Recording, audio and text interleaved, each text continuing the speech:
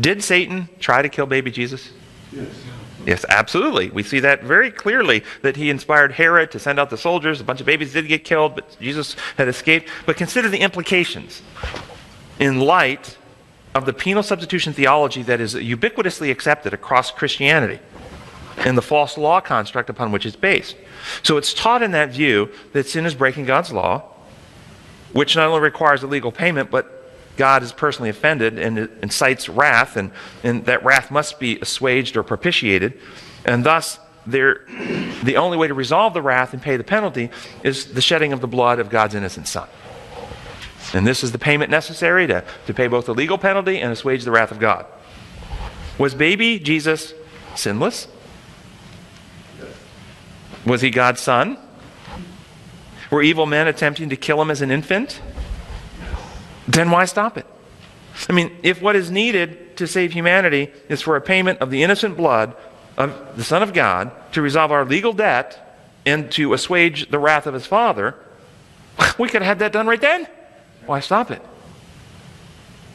Because a legal payment was never necessary. Ever. It wasn't the issue. It's all a false law construct. And if baby Jesus would have been killed, I'm going to go as far as to say, it would have prevented the plan of salvation from being carried out. It would have stopped God from fulfilling his mission through Christ to save humanity. That's why God didn't allow that to happen.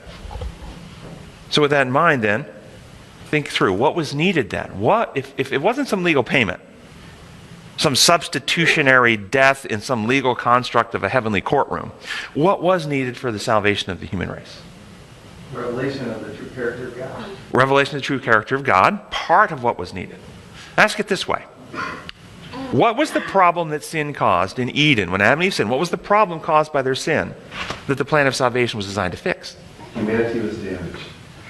So humanity. And so you think that through. When Adam sinned, and you can, and this is the kind of logic trail you have to go through when you're talking to people who are still stuck in that other mode. You have to ask them, when Adam sinned, did God get changed? No. When Adam sinned, did God's law get changed? No. When Adam sinned, did the human species get changed in some way? Yes.